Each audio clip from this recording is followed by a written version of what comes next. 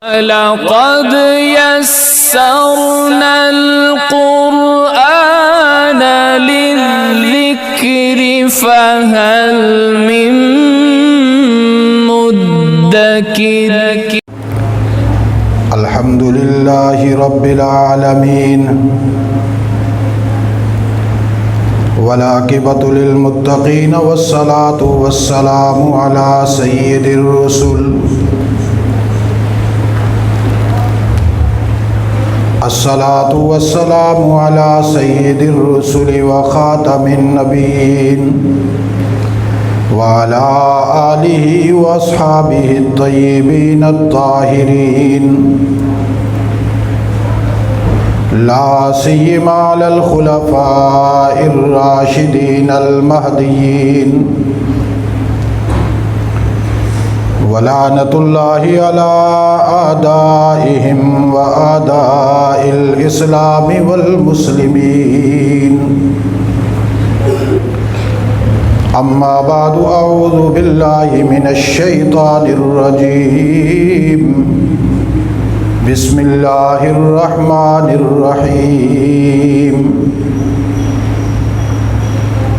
هو الذي بعث في الأميين رسولا منهم يتلو عليهم آياته ويزكيهم ويعلمهم الكتاب والحكمة وإن كانوا من قبل لفي ضلال مبين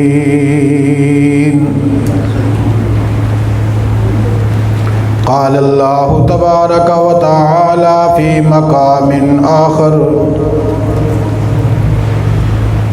لقد كان لكم في رسول الله أسوة حسنة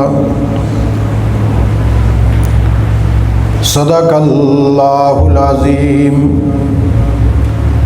اللہم صلی علی سیدنا و مولانا محمد وعلی آل سیدنا و مولانا محمد وبارک وسلم وصلی علیہ صلاة دائما ابدا ابدا على حبيبك خير الخلق كلهم هو الحبيب الذي ترجى شفاعته لكل هول من الأحوال مقتحمين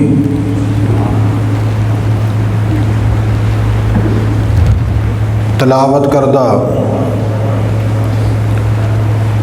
قرآن حکیم کا مختصر حصہ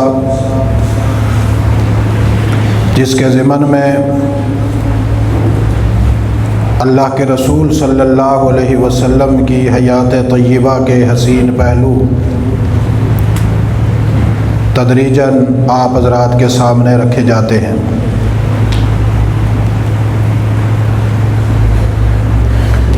گزشتہ کئی جمعوں سے انسان کامل اور مسلمان کامل کے حوالہ سے گفتگو ہو رہی تھی۔ اسی بات کی مزید وضاحت آج کی نشست میں ہوگی۔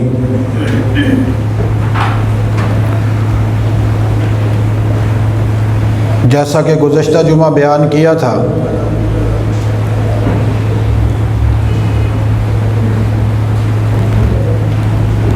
کہ اس کائنات میں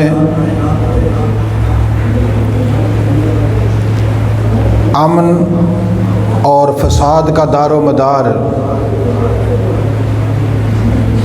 انسانوں کے کردار و عمل سے ہے۔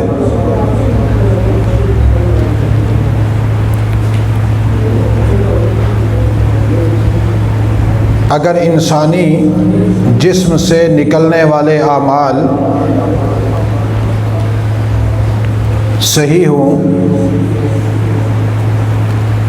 تو زمین کے کسی بھی حصے میں فساد ظاہر نہیں ہوتا۔ اور اگر انسانی جسم سے نکلنے والے اعمال خراب ہوں تو پھر جو علاقے خشک ہیں اس میں بھی فساد آ جاتا ہے، اور جن علاقوں میں پانی غالب ہے، دریا، سمندر، نہریں، ان میں بھی اللہ کے قانون کے تحت فساد آ جاتا ہے۔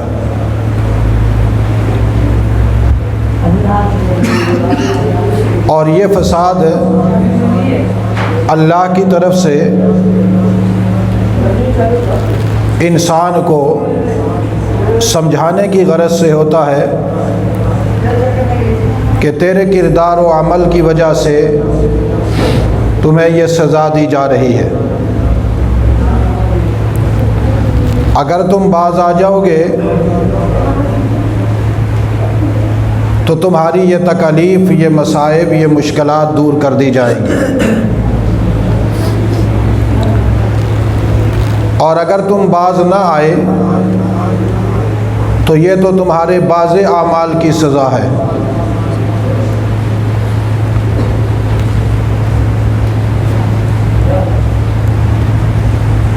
تو باز نہ آنے کی وجہ سے تمہیں تمہارے سارے اعمال کی سزا ملے گی۔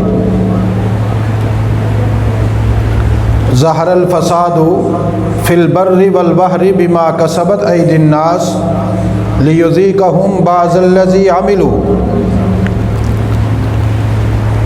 یہ جو لوگ کماتے ہیں اپنے ہاتھوں سے، جو کرتوت کرتے ہیں، جو اعمال کرتے ہیں، جو گناہ کرتے ہیں، ہاتھوں کے بعض اعمال کی سزا دی جا رہی ہے، اور یہ سزا اس لیے دی جا رہی ہے لعلہم یرجعون، تاکہ وہ واپس پلٹ آئیں۔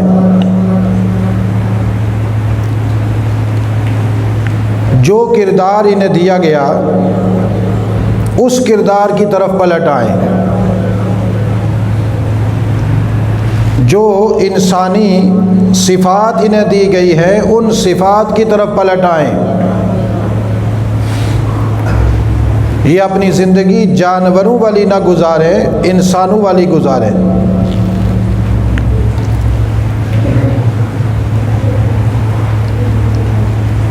اب یہاں ایک بنیادی اصول اللہ نے قائم کر دیا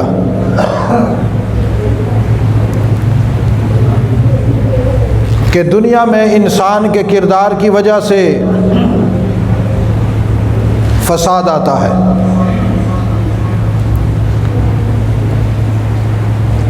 اور اگر انسان کا کردار صحیح ہو تو دنیا میں اللہ کی رحمت آتی ہے، پھر وہ فساد نہیں ہوتا، وہاں پر امن ہوتا ہے، وہاں پر سکون ہوتا ہے، اللہ کی رحمت ہوتی ہے، راحت ہوتی ہے، وہاں پر انسانی کردار کی وجہ سے اللہ کی تجلیات کا ظہور ہوتا ہے۔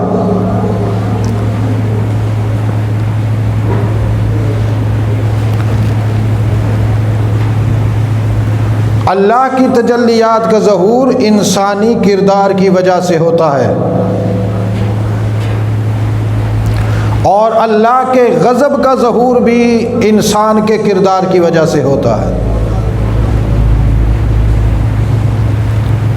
لیکن جہاں پر اللہ کے غضب کا ظہور ہوتا ہے وہ سزا نہیں ہوتی،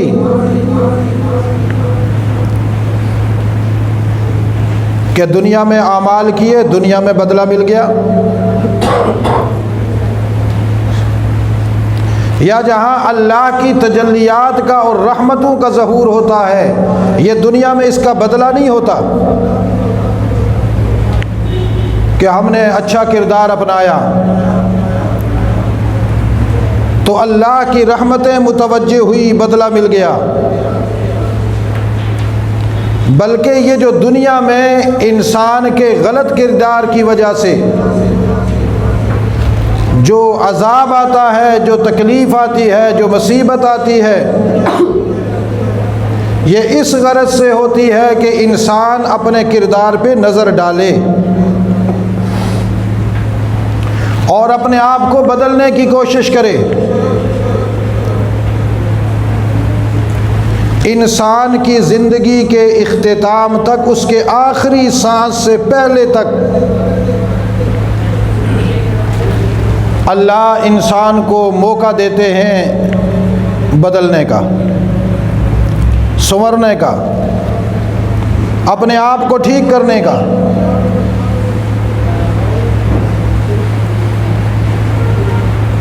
اب یہ جو فساد آ رہا ہے یہ اللہ کی طرف سے ڈانٹ ڈپٹ ہے، یہ سمجھانے کی غرض سے اللہ کی طرف سے اللہ کے غصے کا اظہار ہے۔ اور جہاں پر اللہ کی تجلیات کا ظہور ہوتا ہے وہ اللہ آنے والی منازل کی آسانیوں کا اشارہ دے رہے ہوتے ہیں۔ یہ بتلاتے ہیں کہ جب دنیا میں تم اچھے کردار کو اپناتے ہو اور میری رحمت تمہارا سایہ بن جاتی ہے، کل جب میرے دربار میں آؤ گے تو میری رحمت کے کمالات دیکھنا۔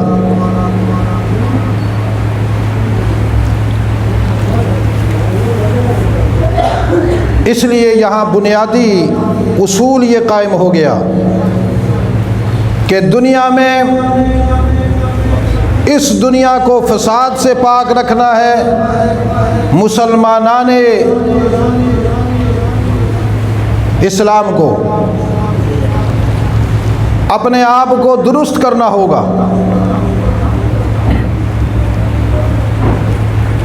اور یہاں پر ایک چیز اور بھی ذہن میں رکھ لیجئے،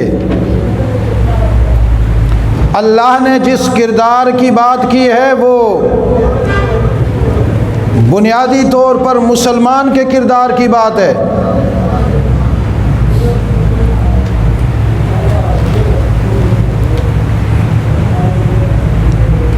دنیا کی ایک بہت بڑی آبادی پر اگر مسلمان اپنا کردار درست کر لیں، اپنے اعمال درست کر لیں، تو اللہ کو کوئی ضرورت نہیں کہ وہ کفار کے کفر کی انہیں دنیا میں جھلک دکھائیں۔ مسلمان کا کردار اتنا اعلیٰ ہے، اتنا اونچا ہے کہ اس کے کردار کی وجہ سے دنیا میں اللہ کا غضب ظاہر نہیں ہوتا۔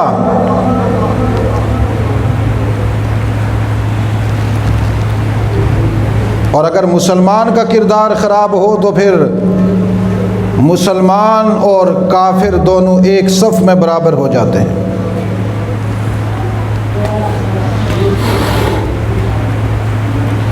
جہاں پر انسانی وجود کے اصلاح کی اللہ نے ضرورت کو بیان کیا ہے وہ صرف مسلمان کی ہے، تاکہ مسلمان کا وجود اس بات کی گواہی دے کہ جس رب کو ہم مانتے ہیں وہ رب ہم سے ہمارے ان اعمال کا تقاضا کرتا ہے، اور ہم اس کی بندگی کا اظہار کرتے ہوئے، اس کی غلامی کا اظہار کرتے ہوئے اپنے کردار کو اس کے سامنے بطور نمونہ کا پیش کرتے ہیں۔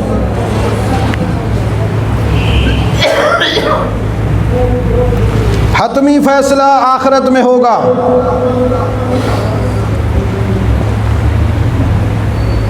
بعض دفعہ کچھ لوگوں پر اللہ کی طرف سے آزمائش ہوتی ہے، چاہے ان کے ایمان کا امتحان ہو یا کسی گناہ کی سزا ہو، تو آخر میں آ کر کہتا ہے اے اللہ ابھی تک میرے جرم کی سزا مکمل نہیں ہوئی، پتہ نہیں میرا اللہ مجھے کس گناہ کی سزا دے رہا ہے۔ اب یہ جملہ انسان عالم مایوسی میں کہہ رہا ہوتا ہے، لیکن اسے یہ معلوم نہیں کہ جو دنیا میں اللہ کی طرف سے مصائب آ رہے ہیں یہ مصائب سزا نہیں ہے، یہ اللہ کی طرف سے تنبیہ ہے، تنبیہ، متنبہ کیا جا رہا ہے کہ سنبھل جاؤ۔ جب بھی تم سنبھل جاؤ گے تمہارے ان گناہوں کو، ان کمزوریوں کو، ان کوتاہیوں کو میں تمہارے مرنے سے پہلے معاف کر دوں گا، اور نہ صرف معاف کروں گا بلکہ ان کو مٹا کر ان کی جگہ پر تمہاری نیکیاں لکھ دوں گا۔ نہ صرف تمہاری نیکیاں لکھوں گا بلکہ تمہارے درجات کو بھی بلند کر دوں گا، درجات کی بلندی کا بھی اعلان ہوگا اور تمہاری غلامی کا بھی اظہار ہوگا۔ اس لیے موت سے پہلے اللہ انسان کو موقع عنایت فرماتے ہیں، اور یہ بات بھی ذرا آپ اپنے ذہن میں بٹھا لیں، موت سے پہلے اسی انسان کو اللہ موقع عنایت فرماتے ہیں جو اپنی زندگی کو اس طرح گزارے کہ اسے ہر لمحہ فکر ہو کہ مجھ سے میرے رب کی ناراضگی کا کوئی عمل سرزد نہ ہو جائے، اس فکر میں گزارے، آزاد ہو کر نہیں، اپنے دل دماغ کو آزاد کر کے زندگی گزارنے والا نہیں، اپنے دل و دماغ کو اللہ کی غلامی میں پرو دینے والا انسان۔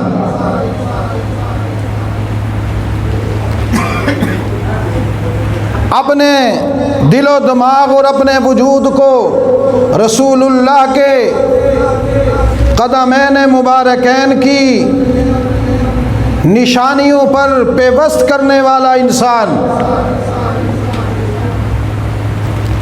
اس کی فکر یہ ہو کہ کبھی میرا قدم رسول اللہ کے قدم کے خلاف نہ گزرے، کوئی قدم ایسا نہ رکھوں میں جو میرے رسول کے قدم کے خلاف ہے۔ اسی لیے قرآن پاک نے دوسری جگہ یوں ارشاد فرمایا، وَلَوْ أَنَّ أَهْلَ الْقُرَىٰ آمَنُوا وَاتَّقَوْا لَفَتَحْنَا عَلَيْهِمْ بَرَكَاتٍ مِّنَ السَّمَاءِ وَالْأَرْضِ۔ یہ جو اہل بستی ہیں، مختلف بستیوں میں آباد، بستیوں میں رہنے والے، سوسائٹیوں میں رہنے والے،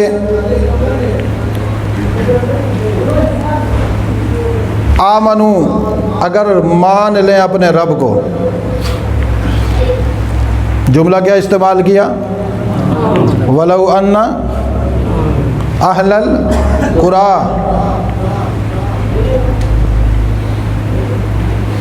یہ معاشرتی زندگی گزارنے والے، سوسائٹی صفت سے متصف ماحول معاشرہ، وَلَوْ أَنَّ أَهْلَ الْقُرَىٰ آمَنُوا، اس جملے پہ ذرا غور کرو۔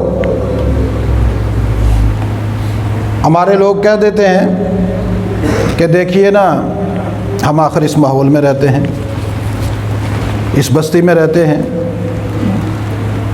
یہ پورا جو ہماری بستی ہے، خاندان ہے، رشتہ دار ہیں، ماحول معاشرہ ہے، ہم اس میں رہتے ہیں، اس میں رہتے ہوئے ہم کیسے یہ کام کر سکتے ہیں؟ اللہ نے تقابل پیش کیا، ایک طرف تمہاری بستی، اہل بستی، تمہارا ماحول معاشرہ، دوسری طرف تمہارے رب کا فرمان ہے، کیونکہ اللہ کو پتہ تھا کہ یہ جو صاحب ایمان لوگ ہیں ان کا ٹکراؤ بستی اور رب سے ہوگا، انہیں دو میں سے ایک کو چننا ہوگا، یا یہ سوسائٹی کے بندے بن کر اپنی زندگی گزاریں گے یا عرش برین کے مالک رب کے بندے بن کے زندگی گزاریں گے۔ وَلَوْ أَنَّ أَهْلَ الْقُرَىٰ آمَنُوا، اگر یہ بستیوں میں رہنے والے اپنے رب کی بات مان لیں، یا اللہ مانتے تو ہم ہیں، ہم تو تیرے نام کے ختم پڑھتے ہیں، اور اگر کوئی نعرہ تکبیر لگائے تو ہم اللہ اکبر کہتے ہیں۔ اللہ نے کہا نہیں، یہ تمہارا یہ ایمان نہیں مجھے چاہیے۔ واتقوا، ماننے کے بعد تمہاری زندگی دھیان پر مبنی ہو، چلو تم زمین پر لیکن تمہارا دماغ عرش برین پر ہو، اقرار تمہارے دل میں ہو لیکن اس کا اظہار تمہارے وجود میں ہو۔ جب تم نے مان لیا تو پھر واتقوا،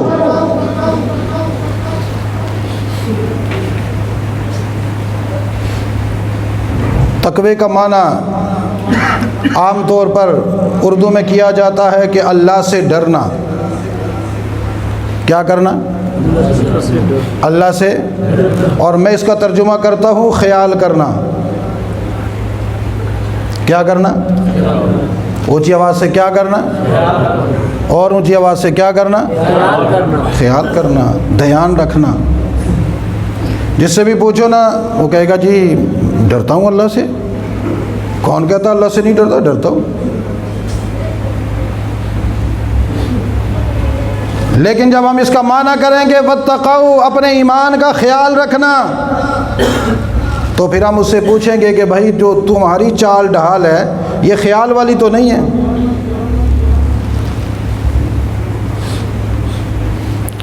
تم زبان سے کہہ رہے ہو کہ میں رب کو مانتا ہوں، رب سے ڈرتا ہوں، ذرا اپنا کردار تو بتاؤ نا کہ خیال ہے اس کا یا نہیں۔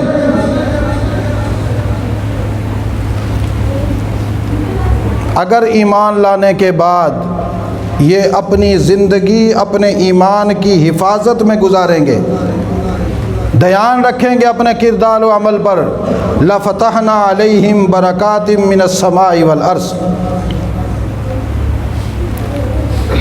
پھر ہم آسمانوں سے اپنی برکات بھیجیں گے، زمین کے اندر سے اپنی برکات نکالیں گے۔ فتحنا، نزلنا نہیں کہا، فتحنا کہا۔ ہم کھول دیں گے آسمان کا سینہ، ہم کھول دیں گے زمین کا سینہ، اور برکات، یہاں پر اللہ نے لفظ برکات استعمال کیا۔ برکات کا آسان ترجمہ ہوگا کہ اللہ کے سارے خزانوں کی وافر مقدار انسان کی طرف متوجہ ہو جاتی ہے۔ کوئی خزانہ آسمان کا بند نہیں رہتا، کوئی خزانہ زمین کا بند نہیں رہتا، یہ ساری کی ساری چیزیں تب کھلتی ہیں جب آمنوا واتقوا ہوگا۔ کیا ہوگا؟ آمنوا واتقوا، ایمان، اور پھر ایمان کا خیال، ایمان کا کہ کہیں گڑبڑ نہ ہو جائے۔ لیکن اللہ نے کہا وَلَٰكِن كَذَّبُوا، یہ لوگ تو جھٹلاتے ہیں۔ کیا کرتے ہیں؟ وَلَٰكِن كَذَّبُوا، وَلَٰكِن كَذَّبُوا، كَذَّبُوا کا تعلق آمنوا سے بھی ہے، كَذَّبُوا کا تعلق واتقوا سے بھی ہے۔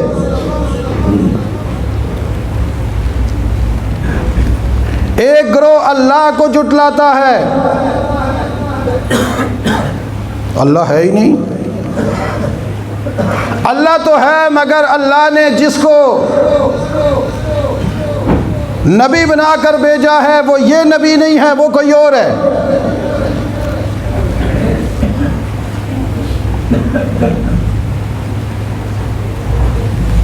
جیسا کہ مشرکین مکہ کہتے تھے اللہ بھی ہے، لیکن یہ جو محمد ہے نا یہ نبی نہیں ہے۔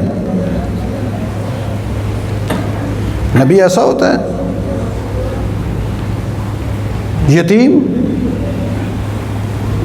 یتیم بھی کبھی نبی ہوا؟ نبی ہوتا تو مکہ کے سرداروں میں سے کوئی ہوتا یا طائف کے سرداروں میں سے کوئی ہوتا، کیونکہ جب انسان کے دماغ میں فرعون بیٹھا ہو نا، اس کی نظر سرداروں پہ ہوتی ہے، اور اگر انسان کے دل میں اللہ کی ذات بیٹھی ہو تو پھر اس کی نظر فقیروں پہ ہوتی ہے۔ بولیے، اس کی نظر کس پہ ہوتی ہے؟ فقیروں پہ ہوتی ہے۔ سردار اسے نہیں نظر آتے، اسے فقیر نظر آتے ہیں۔ اسی لیے جن کی نظر فقیروں پر تھی وہ چہرہ محمد الرسول اللہ کو دیکھتے ہوئے کہتے تھے، ھذا نبی محمد الرسول اللہ۔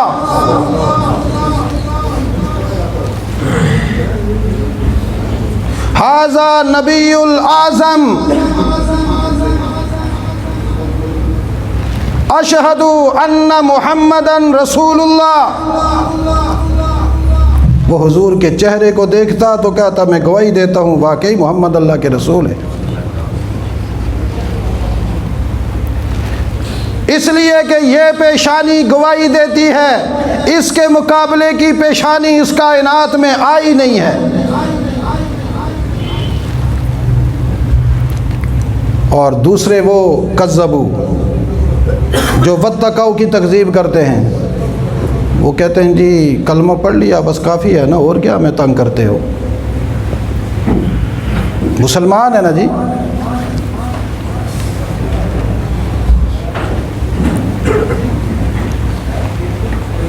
مسلمان ہیں ہم، کلمہ پڑھا ہوا ہے، اور کیا تنگ کرتے ہو؟ کبھی تبلیغ والے آ جاتے ہیں، جی بھائیو بزرگوں دوستو آؤ مسجد میں چلتے ہیں، نماز پڑھتے ہیں، اللہ اللہ کرتے ہیں۔ کبھی ممبر پہ مولوی جو ہے نا وہ ہمیں کوس رہے ہوتے ہیں، کبھی جو ہے کون ہمیں سمجھا رہا ہوتا ہے، کبھی کون سمجھا رہا ہوتا ہے۔ آخر ہماری بھی تو کوئی زندگی ہے نا، آخر اللہ نے تو ہمیں اس طرح تو نہیں، دین ایسا تو نہیں ہوتا نا کہ ہمیں پابند کر دینا چاہیے۔ اور سب سے آسان جملہ ہوتا ہے لا اکراہ فی الدین، لا اکراہ فی الدین، دین میں کوئی اکراہ نہیں ہے۔ یہ سارا کچھ مولویوں نے بنا رکھا ہے۔ یہ کس کا انکار کرتے ہیں؟ واتقوا کا۔ کس کا انکار کرتے ہیں؟ اونچی آواز سے کس کا انکار کرتے ہیں؟ کذبوا آمنوا کا ہو تب بھی بندہ مسلمان نہیں رہتا، اور کذبوا واتقوا کا ہو تب بھی بندہ مسلمان نہیں رہتا۔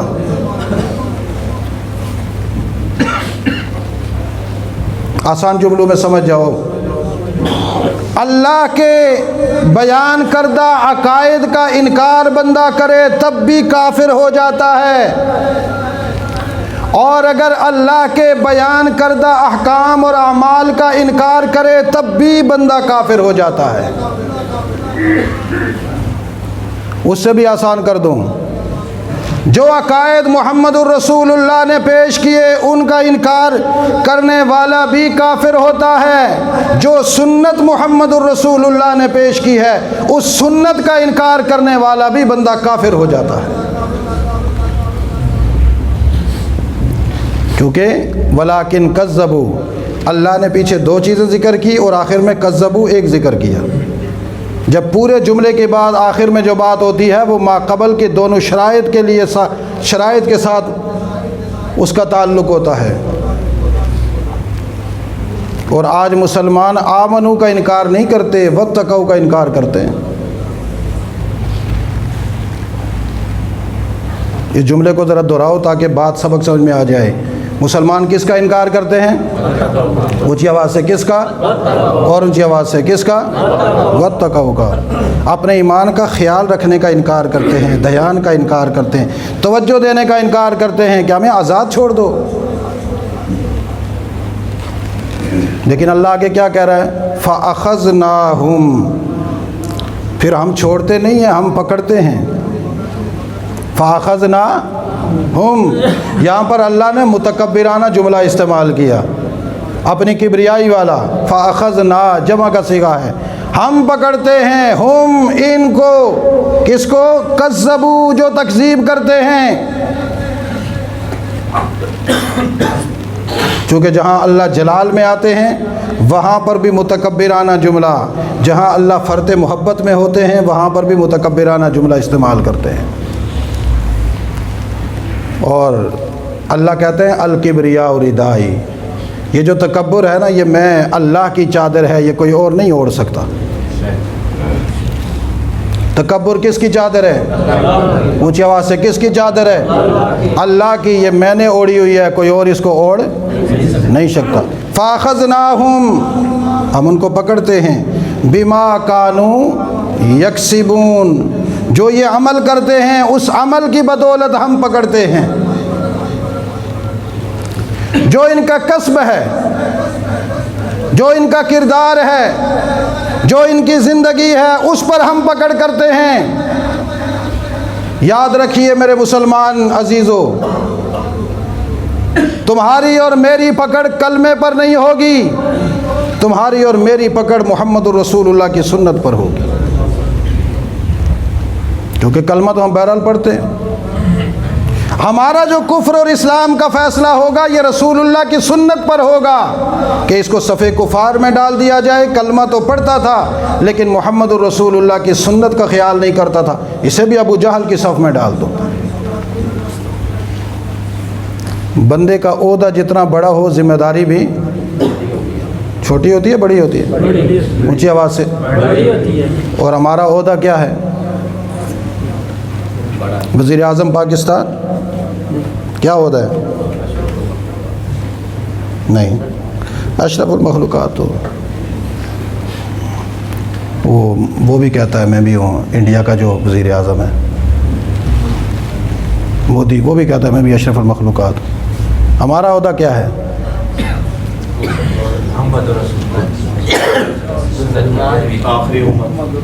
ہاں، یہ ڈاکٹر صاحب نے بتایا کیا عہدہ ہے ہمارا؟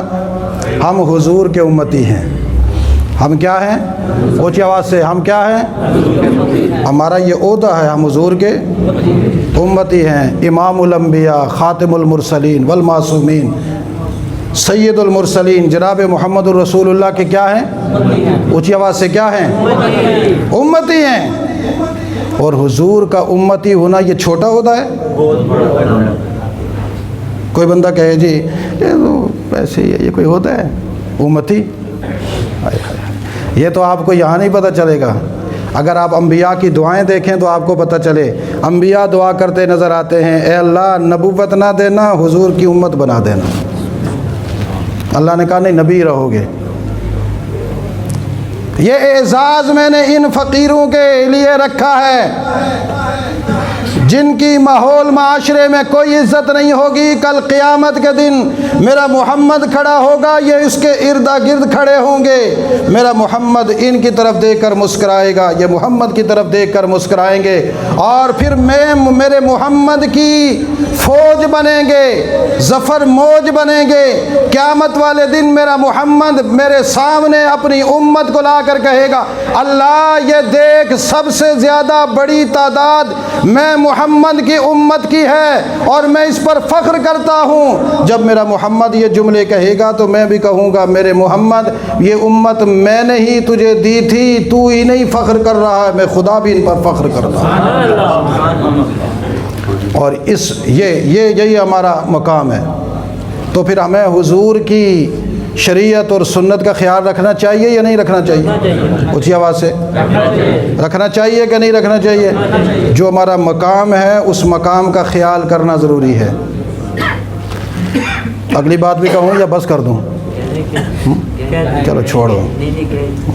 ہاں، ابھی بھی دیکھو ننگے سر بیٹھے ہوئے مسجد میں۔ ہمارا مقام کیا ہے؟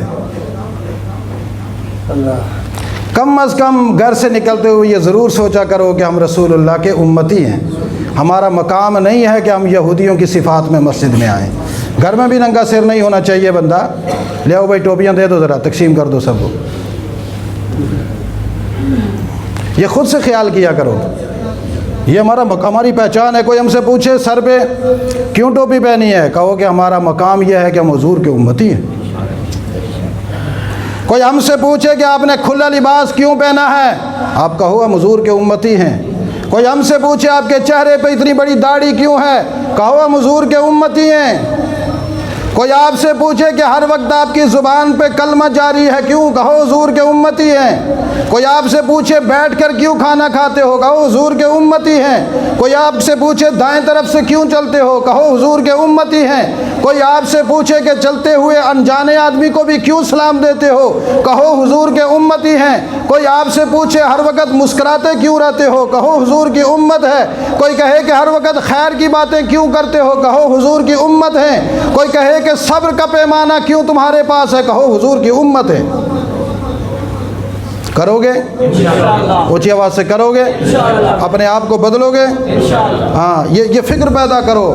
رب محمد کی قسم، رب محمد کی قسم، پھر کہہ رہا ہوں رب محمد کی قسم، جو آدمی حضور کی ایک ایک سنت کا تحفظ نہیں کر سکتا وہ دجال کے مقابلے میں اپنے ایمان کا تحفظ نہیں کر سکے گا، اور جو حضور کی سنت کا تحفظ کرے گا وہ کمزور بھی ہوگا، رب اس کے ایمان کا تحفظ دجال کے مقابلے میں کروائے گا۔ اللہ تعالی ہمیں عمل کی توفیق۔ لقد يسرنا القرآن للذكر فهل